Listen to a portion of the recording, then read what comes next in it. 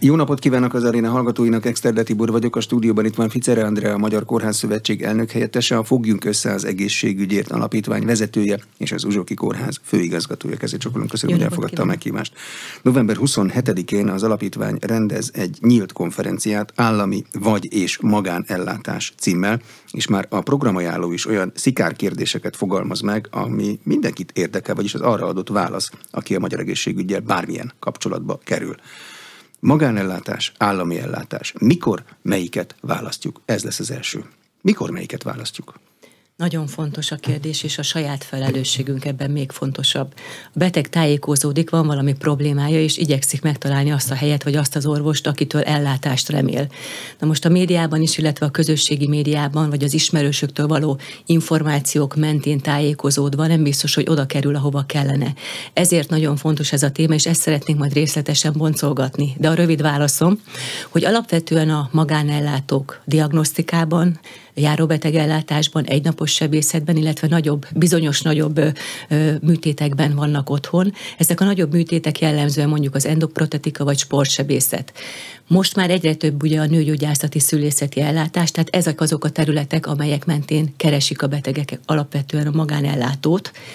De itt van a részemről, ugyanis, hogyha a beteg jó állapotú, bármilyen furcsán hangzik, amit mondok, akkor nyugodt szívvel mehet a magánellátóba. Viszont, hogyha olyan problémája van, amely mentén több szakma jelenléte, vagy esetleg egy intenzív osztályos háttér is igénybe veendő a részéről, akkor meg kell, hogy fontolja, hogy inkább az állami ellátóhoz forduljon, hiszen ott minden szakma jelen van intenzív osztály, ilyen értelemben nagyobb a beteg biztonsága. De bocsánat, honnan tudja egy beteg, hogy neki milyen állapota van? Az internetről tájékozódik, meg az ismerősök mondják, hogy ő is ott csináltatta meg, nagyon jól sikerült, az ember nem látja saját magát. Ez egy orvosi kérdés. Így van. És ezt szerettem volna így folytatni, hogy ezért, hogyha egy beteg valóban azt szeretné, hogy jó helyre kerüljön, olyan embertől kell, hogy tájékozódjon, aki érti a baját, tehát orvostól kell segítséget kérni. Jó esetben olyan a házi orvosa, jó esetben olyan a szakellátás orvosa, aki őt már vizsgálta, hogy meg fogja neki mondani, hogy ezzel a bajával ide, vagy ezzel a bajával éppen oda forduljon is. Reméljük, hogy megfogadja a beteg. De ugye a beteg akkor tudja megfogadni mindezt, hogyha van bizalma afelé az intézmény felé, amit neki javasoltak. Ha ő úgy érzi, hogy csak a magánban van bizalma, mert ugye olyan jelenleg a kommunikáció az állami ellátókkal kapcsolatban, és erről majd beszéljünk, akkor ő a magánba fog menni akkor is, hogy esetleg az állapota, vagy a javaslat, amit ő kapott, az állami intézmény választását jelölné ki célul. Jó, honnan lesz az állami intézménynek olyan kommunikációja, hogy kialakuljon közöttünk egy bizalom? Hát ez nagyon fontos, és nagyon felelősségteljes kérdés. Egyrészt ugye az állami ellátóban dolgozók, akik tudják, hogy mi zajlik az állami ellátóban, valamilyen módon szót kell, hogy kapjanak, és meg kell, hogy jelenjen a véleményük, a hiteles véleményük a médiában, vagy a közösségi médiában.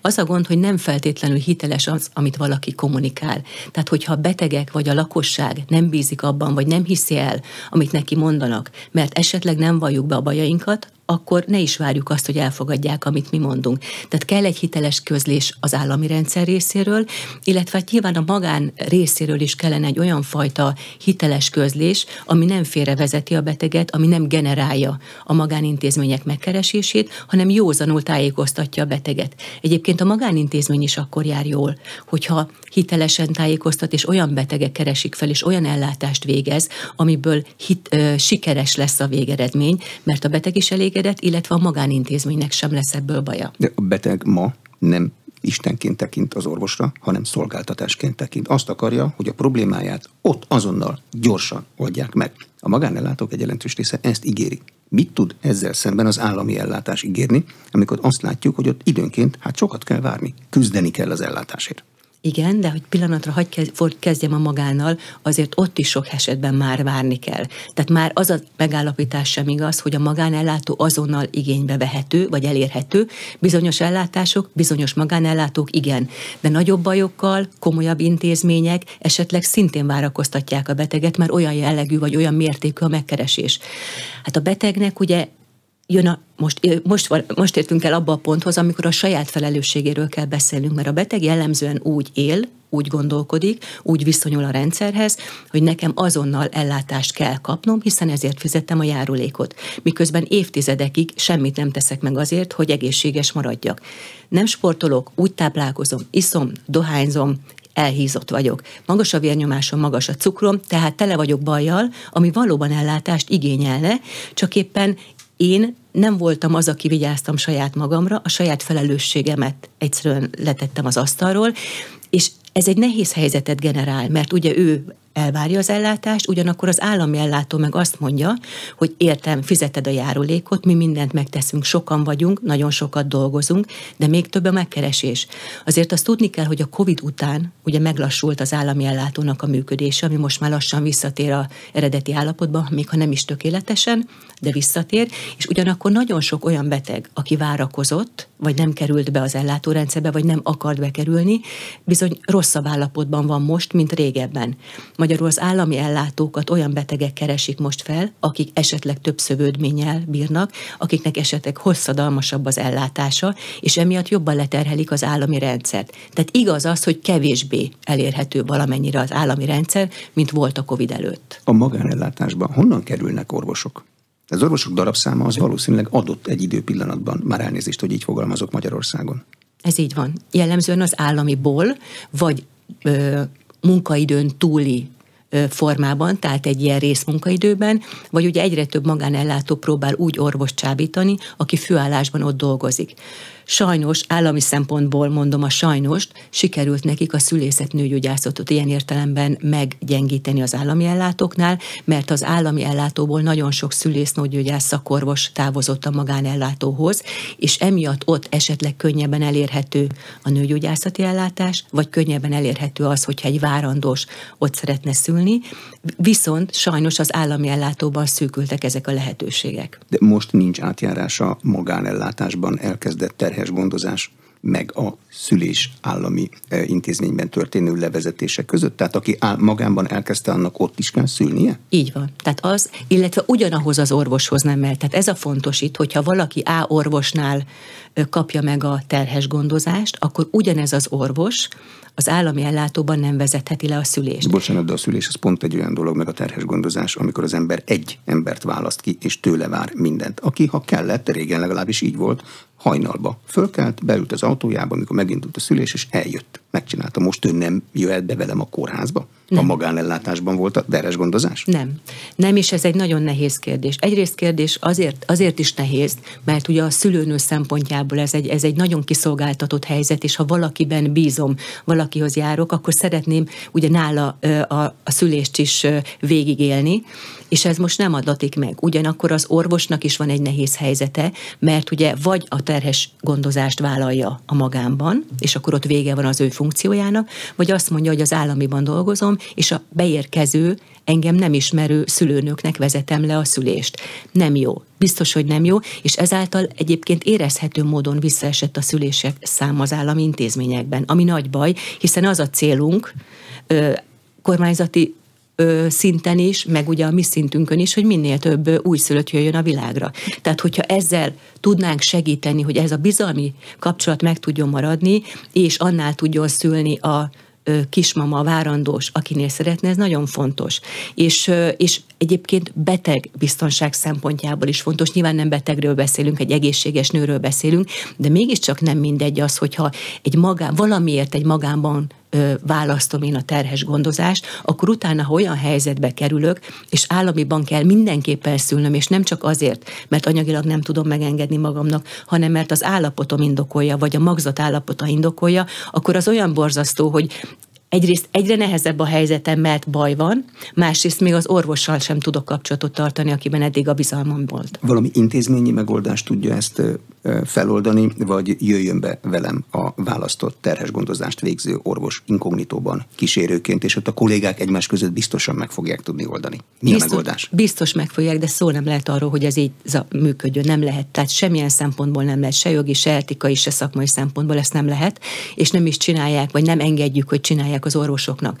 Tehát valamilyen módon hivatalosan, szabályozottan, jogszabályi keretek között kellene azt megvalósítani, hogy valahogy választhassa a várandós az orvosát, és az államiban szüljön, ami egyébként az állami intézményeknek azon túl is jó, hogy ugye nő a szülések száma, hogy financiálisan is jó, mert pont egy normál szülés az jelenleg még úgy van finanszírozva, hogy nyereséges a kórházaknak. Mi most a szabály az orvosok állami, meg magán foglalkoztatására? Van-e valami főszabály? Mert mi laikusok azt értjük belőle, hogy hát igazából egy helyen dolgozhat tulajdonképpen. Egy helyen dolgozhat, vagy államiban, vagy magánban?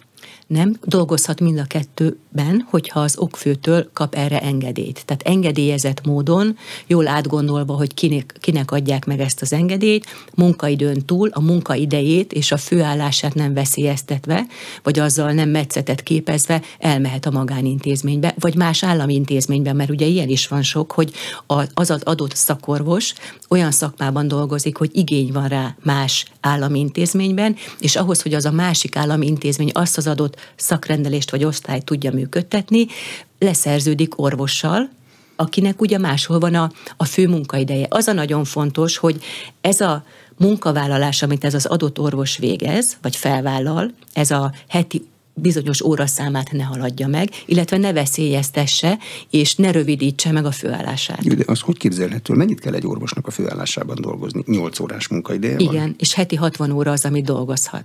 8 órás munkaidő után az gyakorlat, hogy elmegy még egy másik 8 órásba? Hát egy másik 8 órásban nem megy el, vagy nem mehetne el, vagy nem mehet el, hanem ugye annyi időig mehet el, hogy ez az heti összóraszám ne haladja meg a 60-at. Folyamatosan csinálja, milyen állapotban lesz a végén? Ezt el tudja képzelni. Péntekre? Nagyon fáradt lesz, és most az orvosok védelmében hadd mondjak valamit. Nagyon sokat halljuk mostanában azt, hogy borzasztó, amit csinálnak, mert egyrészt önkizsákmányolnak, ugye, mert nagyon sokat dolgoznak, és biztos a pénzt hajtja őket. Hagy védjen meg őket. Nyilván van, akit a pénzt hajt, de nagyon sokan valóban segíteni szeretnének, és valóban azért mennek el abba a másik intézménybe, akár egy vidéki kisebb kórházba vagy szakrendelőbe, hogy segítsék őket, mert folyamatosan megkeresés az ottani vezetés részéről felé, hogy gyere, segíts, mert különben nem tudom működtetni azt a szakrendelést. Kórházszövetség vezetője, Betesda főigazgatója mondta, hogy mindig el kell engedni a kollégákat, mert ha nem engedi el, akkor ott nincs ellátás. És ha nincs ellátás, az ott rossz. Ez így van. Orvos képzéssel, több orvos beállításával lehetne megoldani? Az nem egy perces dolog, az 6 év minimum.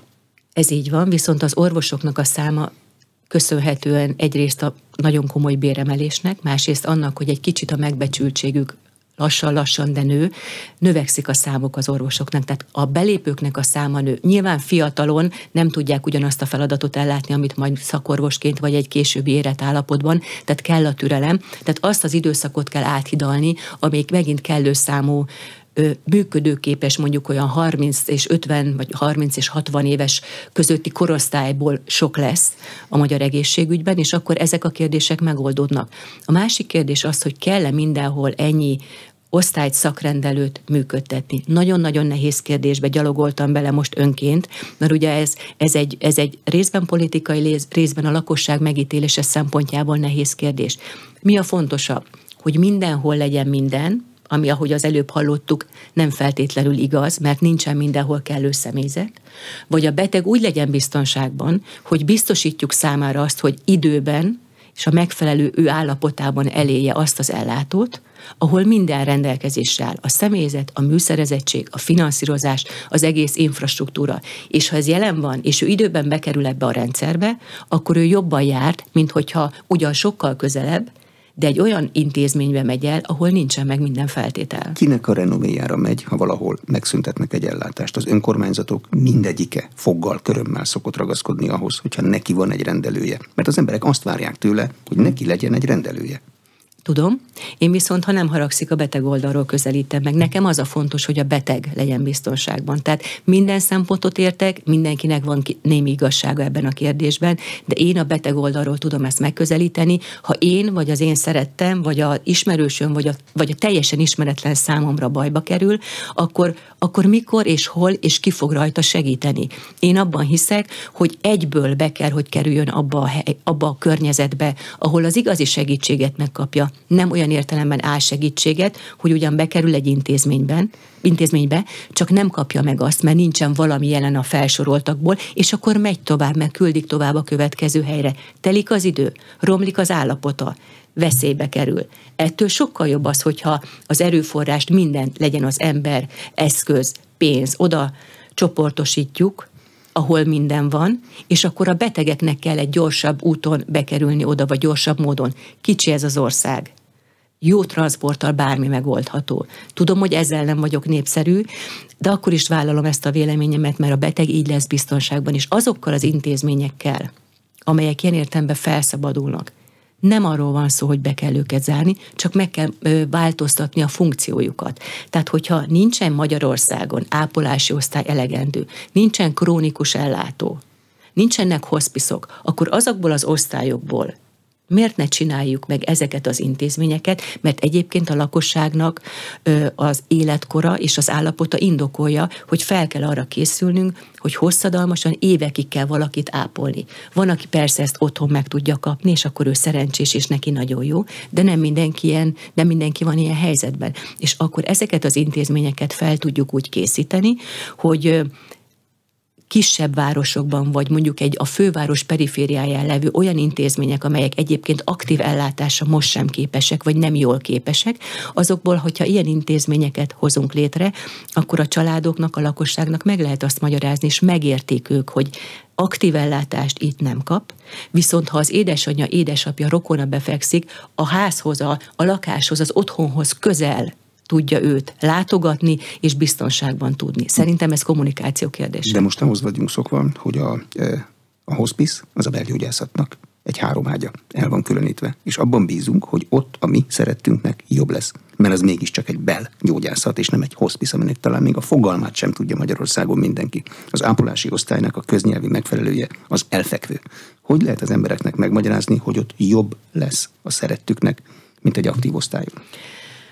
Nehéz, de szerintem meg lehet, hogyha valakivel megértetjük azt, hogy ugye régen az emberek az otthonokban haltak meg méltóságban, a szeretteik körében, úgy, hogy fogták a kezüket, és úgy tudtak kilépni az életbe, hogy ember maradtak, és szeretet vette őket körül. Egy kórházi aktív ágyon a legjobb személyzettel és a legjobb odafigyeléssel sem lehet ezt megoldani, mert olyan tömegű és olyan tempójú munka zajlik ott körülöttük. Még hogyha egy ilyen ápolási intézményben jó környezetet kialakítva, szép függönyökkel, virággal, most nem ezek a lényegek, csak azt szerettem volna ezzel illusztrálni, hogy egy otthonos környezetben tud feküdni az a valaki, ahova bármikor be tud a családtag menni, ha kell, ott tud vele maradni, és ott van egy ilyen tényleg méltósággal teli, és ugyanakkor szép környezet, aminek egyébként van orvos szakmai felügyelete, én akkor azt gondolom, hogy ezt meg kell, hogy értsék, hogy sokkal jobb ilyenkor ott annak az idősnek, vagy annak a betegnek, mint hogyha bekerül egy olyan intézménybe, ami a lakossági oldalról azt mondhatom, hogy letudtam, biztonságban van a szerettem, csak ott ki van téve a másik fertőzésnek, ki van annak téve, hogy átjáróházban, ott ki van annak téve, hogy iszonyatos tempójú munka folyik, és pont esetleg amiatt, hogy olyan sok a súlyos beteg, nem kapja meg azt a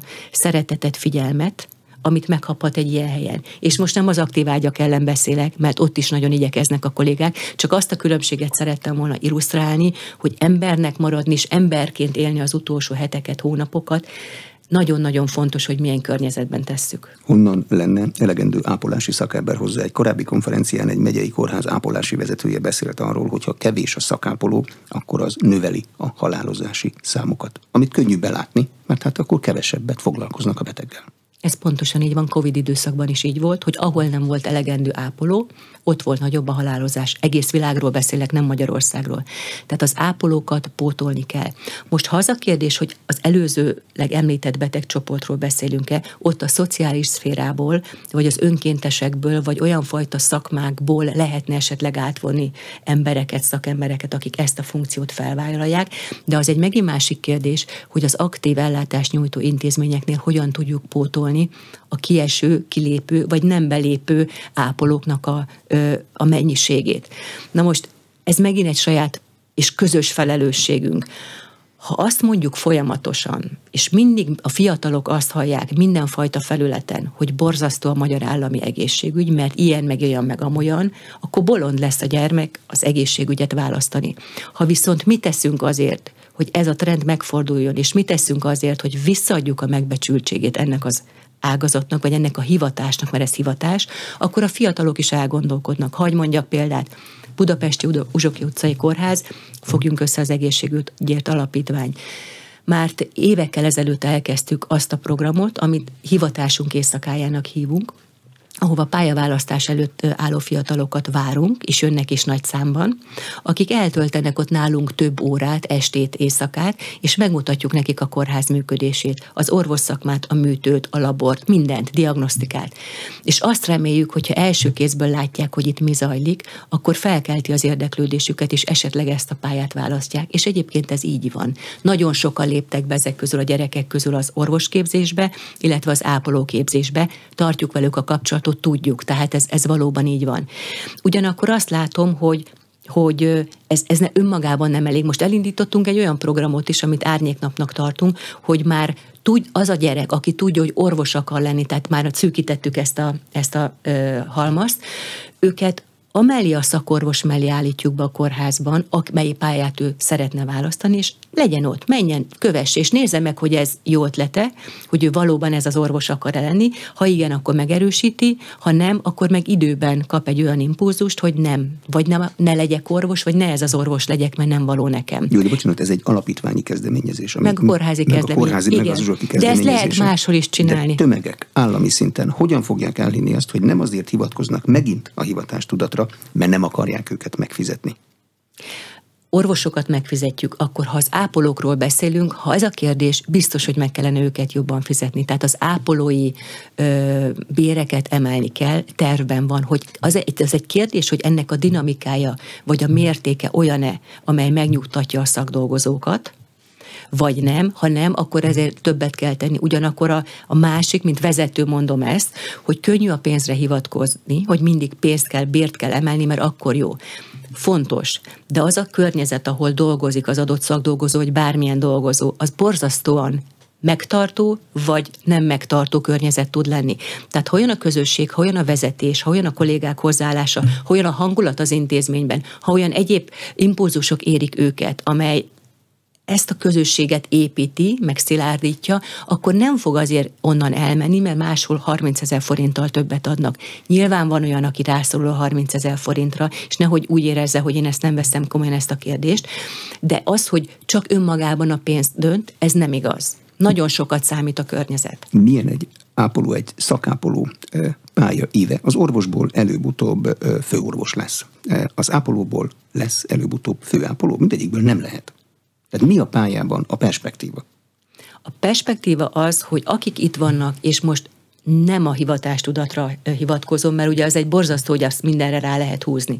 Én azt látom, hogy aki szereti, amit csinál, bármit is csináljon, de most térjünk vissza a szakdolgozókhoz, örömét leli.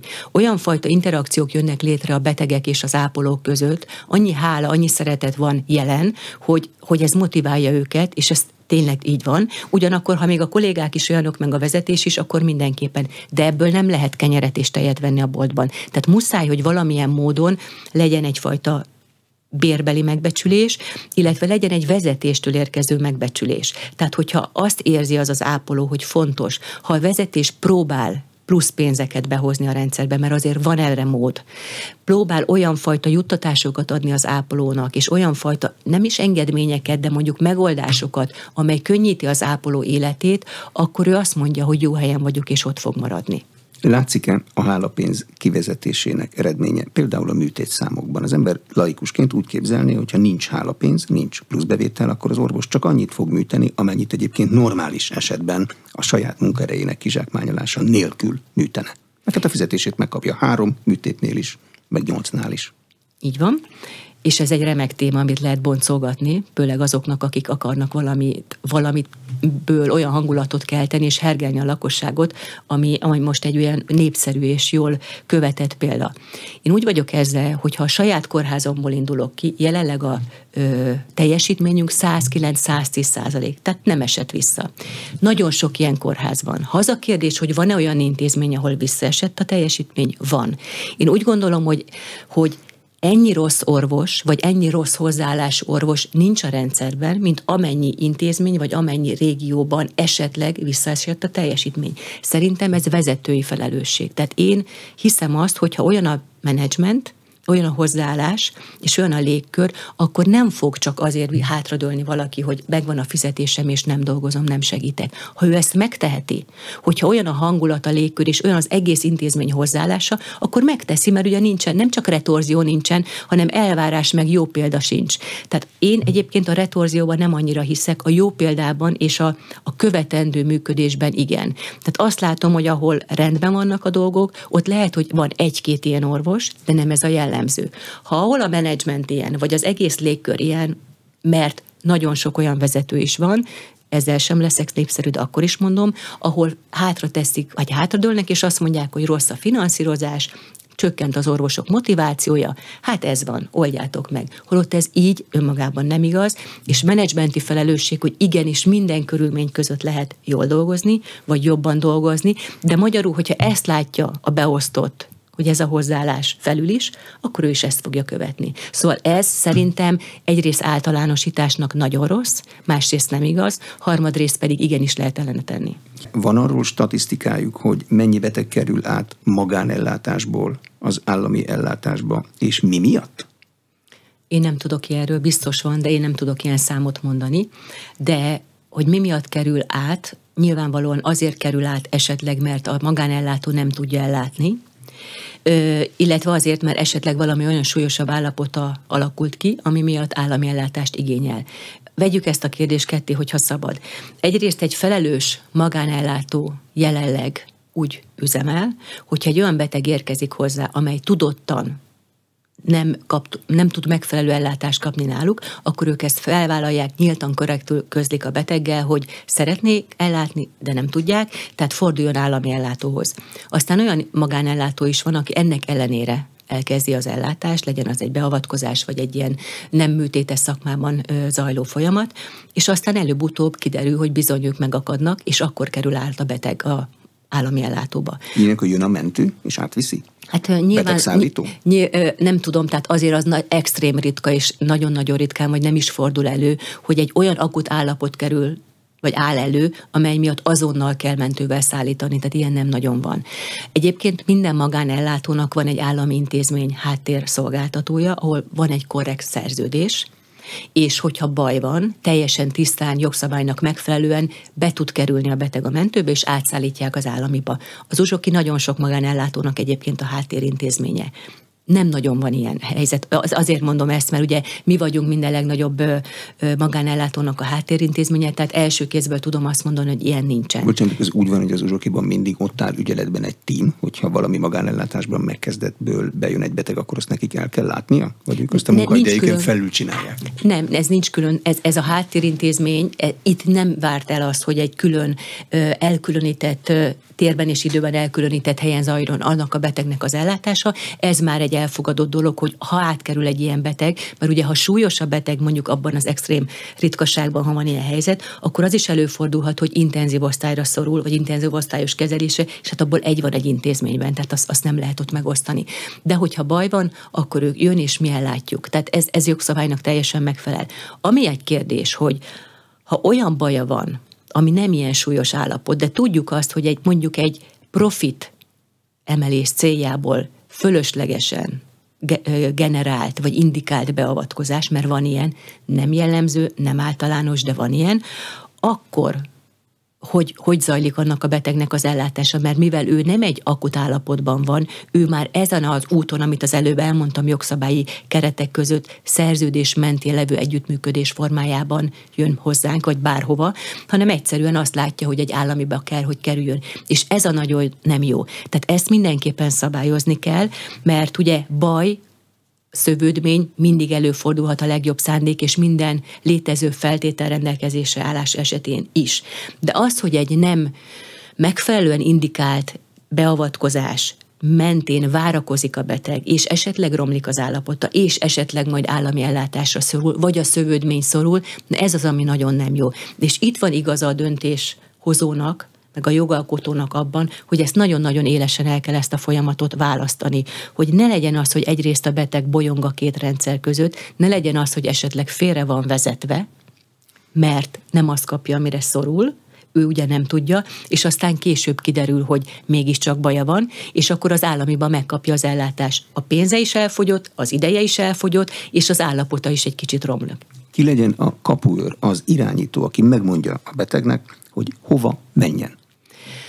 Ugye beszéltük, hogy ez egy orvosi feladat kell, hogy legyen. És egy olyan orvosi feladat, ami nem egy internetes hozzáférés, nem egy dokumentumfeltöltés, hanem egyszerűen egy személyes jelenléttel, vizsgálat alapján, mert akkor tud egy orvos korrekt véleményt mondani, hogy megnézi mondjuk egy házi orvos vagy egy szakorvos, és azt mondja, hogy igen, hogyha van pénzed, időd, ezt biztonsággal megcsináltathatod a magánban, de ezzel nem menj oda, mert ez állami ellátásra szól. A másik oldalról is hagy közelítsen meg. Tehát akkor tud majd ez a rendszer jól működni, az elválasztás is éles, határozott és hatékonnyá válni, hogyha az állami és a magánellátónál valamilyen mértékű eredménymérés van, ugye főleg a magán, mert most arról az oldalról közelítjük, tehát mérjük az eredményt, a sikerrátát, magyarul azt, hogy milyen hatékonysággal, milyen eredménnyel és mennyire jól dolgoznak a magánintézményben, mennyi a szövődmény, mennyi a fölösleges indikáció, nem sorolom az indikátorokat.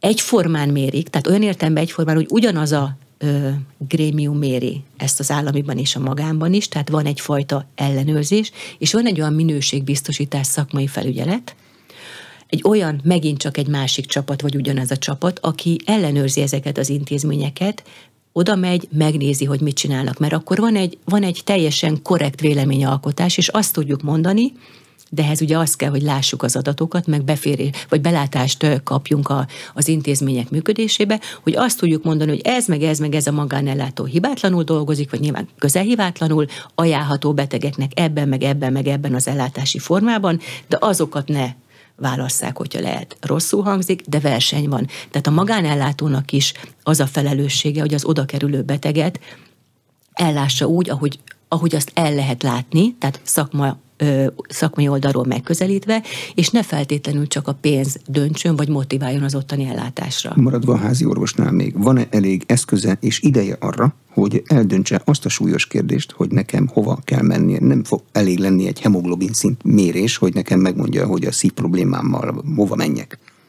Hát nyilván nincsen ennyi házi orvos, meg nyilván nincs, de akkor is azt mondom, hogy egy orvosi kompetencia ezt eldönteni. Ha az a kérdése, hogy van-e olyan szakember, aki ebben felelősen dönteni tud, valószínűleg az lesz a válasz, hogy nincs. Azon a szinten nincs. Tehát, hogyha ott nincs, vagy nincs elegendő, és a beteg mégis bekerül egy olyan helyre, ahova nem való, hát ott ez már egy etikai kérdés, hogy az ottani valaki, aki találkozik ezzel a beteggel, elmondja-e azt, hogy ne haragudjon, szeretném ellátni, de nincsenek meg itt azok a feltételek, ne ide jöjjön. Vagy válassza azt a magánt, mert ott megvan, vagy keresse az állami rendszert. Ha ezt tovább gondoljuk, és én a magánoldalon ülök, mint orvos, vagy mint intézményvezető, akkor azért az az érdekem, hogy itt ne szaladjunk bele a műhibába. Tehát már csak abból a szempontból is, ha nem a beteg érdekét nézem, nyilván azt kell nézni, de hogyha a saját érdekemet nézem, akkor én magam, mint ott dolgozó, vagy ott azt az intézmény tulajdonó, vagy vezető ember is akkor járok jól, hogyha azokat a betegeket fogadom, akik oda valók. És akkor jön a következő kérdés, amit szoktak mondani, hogy persze, mert a magán kimazsolázza azokat a betegeket, nagyon rossz szó, direkt mondom, akik arra alkalmasak, hogy a magánellátásban kapják meg az ellátást. Ez a mazsolázás, ez lehet egy pejoratív fogalom, mert igen, mert azok a profitot generáló, könnyen ellátható esetek. De lehet értelmes is, ha a gondolatmenetét követem. De ha a másik oldalról közelítjük, akkor meg a beteg biztonságát egyúttal nyilván meg is őrző. De kinek kellene mérni a teljesítményeket? A NEAK folyamatosan monitorozza a hírek szerint azt, hogy milyenek az ellátási adatok, kórházi fertőzés, újraoperálás, szövődmény, stb. Ez egy állami intézmény. alkalmas lenne arra, hogy a magánt is mérje? Nem mondanák azt, hogy hát biztos azért csinálja, mert az államiba kívánja terelni a betegeket?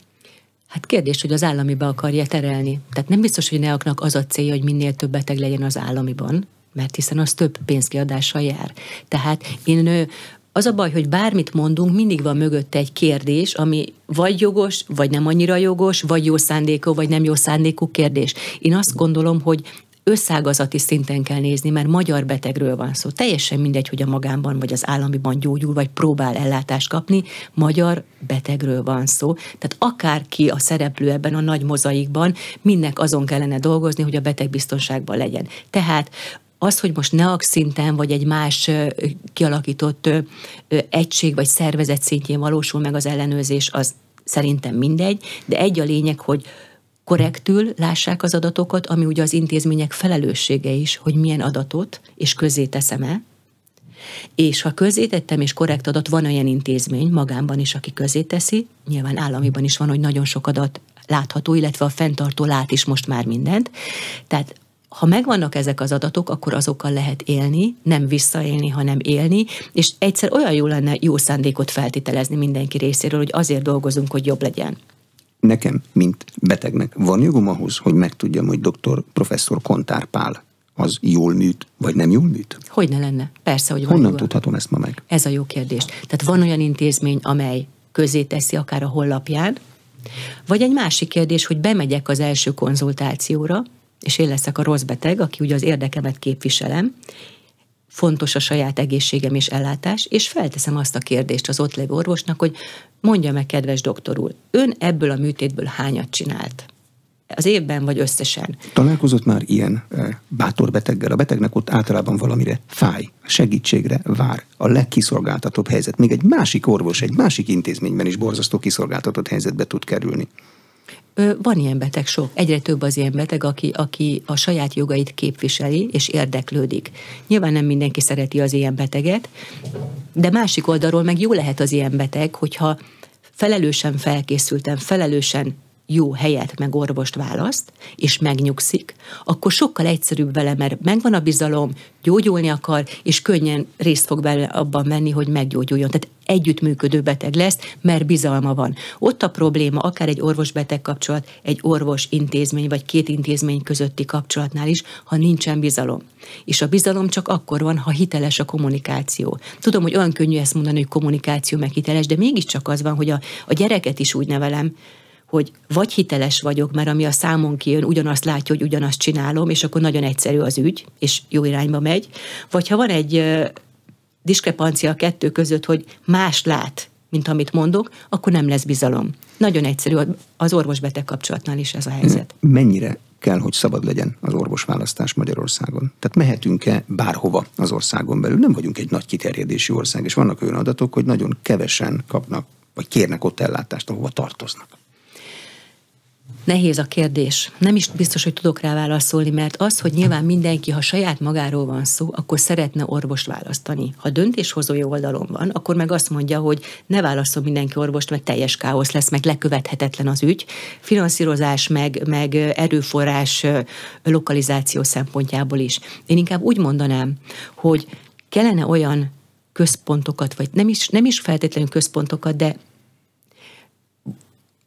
sokan mondják azt, hogy a beteg a lábával dönt. Tehát azzal, ahova megy, oda a bizalom, és valamiért ott szeretne ellátást kapni. Azért látszanak ezek az erők, hogy hogyan mozognak. Megvannak azok az intézmények, szakemberek, ahol ott a bizalom, és akik jó eredménnyel, komoly sikerrátával, hatékonyan jól gyógyítanak. Akkor ezt az erőforrást lehetne oda lokalizálni, ugye nem csak a finanszírozás, hanem mindenki. Igen, és hogyha oda megy mindenki, és ott van helyben minden, akkor személyzet is ott több lesz, tehát magyarul akkor egy nagyobb komplexum alakul ki, amiben minden jelen van, és minél nagyobb valami, és eléri ugye azt a nagyságot, amikor már financiálisan is sokkal hatékonyabban és gazdaságosabban működik, szakmailag meg mindenképpen, hiszen megvan a rutin, kellő számú esetet végeznek abban az intézményben, és a beteg biztonsága is nő ezáltal. Tehát úgy gondolom, hogy inkább ilyen értelemben kellene azt figyelembe venni, hogy ki mit szeretne választani, mert ezen nagyon megvan a trend. Tehát ezt a NEAK biztos, hogy tudja, hogy hol mennyi a megkeresés. Az intézményvezetők is látják, ugye, hogy honnan jönnek a betegek, mennyi a területen kívüli beteg. Nyilván, ha sok, az azt jelenti, hogy bizalom van afelé, az intézmény felé. Ha a bizalom megvan, hatékonyan jól dolgoznak, akkor még egyszer mondom, bocsánat, nem akarom ismételni, de akkor mindent oda kell csoportosítani, és akkor el is dőlt a kérdés, és akkor nem is kell hadakozni a betegekkel. A finanszírozás ma alkalmas-e a költségek fedezésére és a teljesítmény elismerésére? Nem. Mi hiányzik belőle? Hát pénz hiányzik belőle, méghozzá olyan értelemben hiányzik belőle pénz, hogy ugye most a műszaki üzemeltetés kikerül a kórházak oldaláról, ez egy segítség, könnyebbség, a napi rutin szempontjából is, illetve anyagi vonatkozásban is. Viszont az elmúlt időszakban minden 30-40%-kal, de valami 50-60-70%-kal megdrágult. Tehát ha ugyanaz a finanszírozás évek óta, és valami mondjuk 30 és 70 között, nagy ez a range, amit mondok, de tényleg ilyen a szórás, drágább, akkor ezt lehet tudni, hogy ebből nem lehet gazdaságosan üzemelni. Nyilván kapunk konszolidációt, meg segítenek minket, amit köszönünk, de jobb lenne, hogyha nyilván a finanszírozásba beépülne ez a fajta áremelkedés, mert akkor jobban lehetne dolgozni, tervezni, illetve a menedzsmentet is jobban felelősségre lehetne bírni. Mert jelenleg ugye az, hogy valaki el van adósodva, túl azon, hogy milyen az infrastruktúrája az intézmények, nyilván egy modern, új épületet nem lehet összehasonlítani egy pavilonrendszerű, nagyon sok éve megépült épület együttesnek az üzemeltetés minden szempontból. De hogyha ez a része kikerül, hogy legalább maga a betegellátásnak a finanszírozása a helyére kerülne, amin most dolgoznak, akkor sokkal könnyebb lenne minden, mert akkor mondom, a felelősség is másképp oszlana meg, és hogyha kérdés, hogy a döntéshozó szeretné-e azt, hogy intézményvezetői kézben legyen az, hogy valaki jutalmazni tudjon, motiválni tudjon. Ha szeretné, úgy fogja kialakítani a finanszírozást, és lesz egy lokális lehetőség arra, hogy mi magunk ebbe beleavatkozunk kicsiben. Tehát nyilván motiváció, illetve hatékonyság vonatkozásában. Ha ők szeretnék megtartani maguknak ezt a jogot, akkor nyilván ezt nem fogják beépíteni. Ugyanakkor én úgy gondolom, hogy sok mindent helyben sokkal könnyebben és hatékonyabban lehetne megoldani. Tehát, hogyha jó egy személyzeti csapat, jó a vezetés, akkor egymás között ilyen apró eszközökkel, és itt nem nagy pénzekről, meg nem nagy összegekről, meg nem nagy dolgokról van szó, sokkal könnyebben tudnánk motiválni. A áramot meg a gázt azt értem, de a beavatkozások költsége is alulfinanszírozott, tehát mennyibe kerül egy epeműtét? Mindennek változik az ára, és egyre több, mert ugyanis az eszközök, az anyagok, a gyógyszerek, minden, amit felhasználunk az ellátásba, az drágult. És ráadásul a beszállítók attól függően, hogy magyar vagy külföldi, vagy változó módon, de már belekalkulálják az árba azt is, hogy itt majd később lesz kifizetve a beszállított termék. Tehát ilyen értelemben nagyon nehéz ezzel józanul valamit kezdeni, hogy mi mennyibe kerül valójában. Tehát hogyha majd a finanszírozás olyan lesz, meg majd, hogyha valós költségeken alapul a finanszírozás, amikor úgy kapjuk meg a pénzt, amennyibe kerül, onnantól kezdve sokkal könnyebben fogok tudni erre válaszolni, most nem tudok. De hogyha árában finanszírozzák a beszerzéseket, akkor ezt minden kórháznak külön kell csinálnia, hogy ki tudjon bontakozni a kórházigazgató egyéni képessége, vagy tömegben kell csinálni, mennyiségi kedvezményre menve, mi ennek az értelmes rendszere? Nyilván nem lehet ezt külön-külön, meg nem is kell, meg pláne, hogyha egy a fenntartó, akkor egyként kell ezt az ügyet kezelni, és pont azért egy a fenntartó, hogy egy rálátással, egy tömegben, egy nagyságban tudják kezelni ezt a helyzetet. Hát nyilván, ha központosítva van a beszerzés, akkor valószínűleg, remélhetőleg olcsóbban, meg hatékonyabban fognak dolgokat beszerezni, vagy jutunk mi dolgokhoz hozzá. Egyébként jelenleg még ez nem így van mindig, de azt remélem, hogy ez lesz a folyamat vége, hiszen ez lenne az egésznek az értelme. A kórház vezetők teljesítményére milyen mérőeszköz van egyáltalán? Ha a kórházi adósság nem alkalmas erre, nyilvánvalóan nincs két egyforma kórház. Nagyon sok mindent lehet egy kórházvezetőnél nézni, tehát lehet azt, vannak ilyen szigorúbb és vannak puhább faktorok. Első lenne ugye, hogy gazdaságilag milyen az a kórház, ezt megbeszéltük, hogy nagyon nehezen értelmezhető, illetve nem lehet egyfajta kaptafára felhúzni, mert nem ugyanaz a tevékenység a különböző intézményekben. De az, hogy milyen a fluktuáció személyzet vonatkozásában, hogy milyen az ellátott betegeknek a szigorúan vett szakmai kimenetele az ellátásoknak, tehát milyen szövődménnyel, milyen reoperációs rátával, milyen ráköltéssel, milyen intenzív osztályos jelenléte, stb. Ben nyilvánul meg az ottani ellátás, tehát ez is már egy mérhető. Meg lehet azt nézni, hogy Tehát amire ráhatása van, hogy milyen fokú tudományos tevékenység folyik, milyen fokú előmenetel van ott megengedve vagy támogatva az ottani személyzetnek, milyen jellegű az oktatás, milyen a hangulat, ezt is lehet mérni. Tehát nagyon sok olyan faktor van, amit túl a szigorúan vett pénzügyi vonzatokon lehet mérni vagy nézni, és hát ugye azért meg lehet kérdezni az ottani dolgozókat, ez egy szubjektív felmérés lesz, meg lehet kérdezni az odajáró betegeket, mert azért mind-mind valahol lecsapódik. Nyilván nincsen egyenes korreláció a főigazgató vagy a menedzsment munkája és az adott beteg elégedettsége között, de mégis nagy tömegben azért valamit jelez. Ja, november 25-i konferencia forró kérdések, bár ezek is azok voltak, rovatában van a pszichológia és a pszichiátriai ellátás kérdése. Érzik, hogy megnövekedett az igény? Mert nagyon sok helyről jön, például gyerekeknél sokszorosára nőtt az öngyilkossági gondolatokkal foglalkozó gyerekek száma. Sokkal több a mentálisan beteg ember ma Magyarországon és az egész világon. Ugye a Covid előtt ez egy nagyon komoly tabu téma volt, tehát ha valakire rásütötték azt, hogy valamilyen mentális betegségben szenvedett, azt stigmaként vitte, amíg élt. Ma már könnyebb erről beszélni, nem azt mondom, hogy nagyon könnyű, de könnyebb, tehát ki lehet azt jelenteni, hogy valaki mentálisan nincsen rendben, felnőttről is, gyermekről is.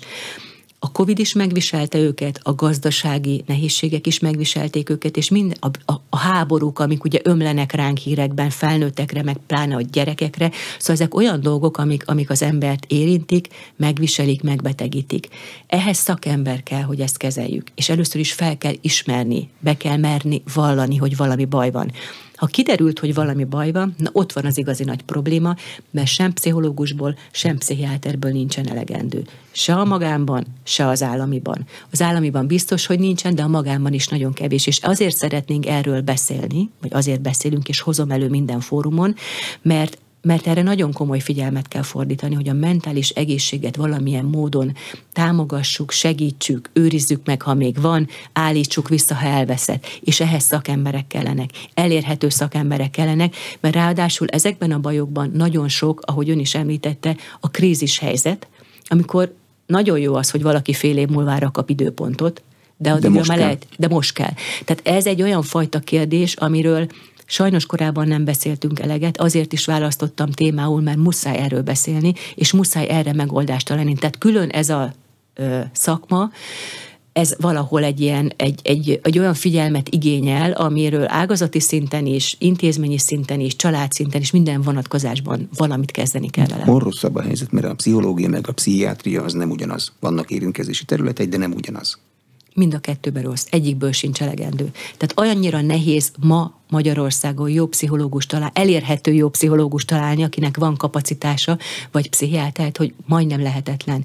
Fekvőbeteg intézmény is nagyon-nagyon kevés van, ahol olyan pszichiátriai osztályok vannak, amelyek kellő személyzettel és kellő ágyszámon tudnak gyógyítani, de a járóbetegek, akiknek még menthető a helyzet, akik egy járóbeteg ellátás során gyógyulhatnak, vagy legalábbis karbantarthatók, egyensúlyban tarthatók, üzemképesen tarthatók, nagyon kevés. Tehát itt kell egyfajta képzés, itt kell egyfajta megbecsültség, és itt kell erről beszélni, mert addig, amíg nem beszélünk róla, addig ezt nem tekintjük problémának, tehát nem is akarjuk megoldani. Azt kéne először mindenkinek belátnia, hogy nem szégyen, hanem lehetőség mondjuk pszichológus segítségét igénybe venni, és attól mindenkinek jobb lesz? Ez így van. Ugye régen azt is elhallgatták, hogyha mondjuk egy sportcsapatnak volt pszichológusa. Ma már büszkén beszélnek. Ma már elmondják. Azért mondom, ők már büszkén beszélnek, tehát legyenek ők a példák, hogy mennyire fontos az, hogy pszichésen rendben legyen a 97. percben az, akinek a gólján múlik az, hogy tovább jut a csapat. Ezt elfogadjuk. Miért ne fogadnánk el azt, hogy egy családi jó működéshez, vagy egy munkahelyi jó működéshez az kell, hogy én pszichésen rendben legyek. És azért nagyon sokan sérültek, és nagyon sokan küszködnek az manapság, illetve sérültek az elmúlt időszakban. Köszönöm a tájékoztatást. Az elmúlt egy órában Ficer Andrea, a Magyar Kórház Szövetség elnök helyettese, a Fogjunk Össze az Egészségügyért Alapítvány vezetője és az Uzsoki Kórház főigazgatója volt az aréna vendége. A műsor elkészítésében Módos Márton főszerkesztő vett részt, a beszélgetést a rádióban most felvételről hallották. Ha érdekesnek találták, kérem iratkozzanak fel az Inforádió YouTube csatornájára. Köszönöm a figyelmet, Exterde Tibor vagyok.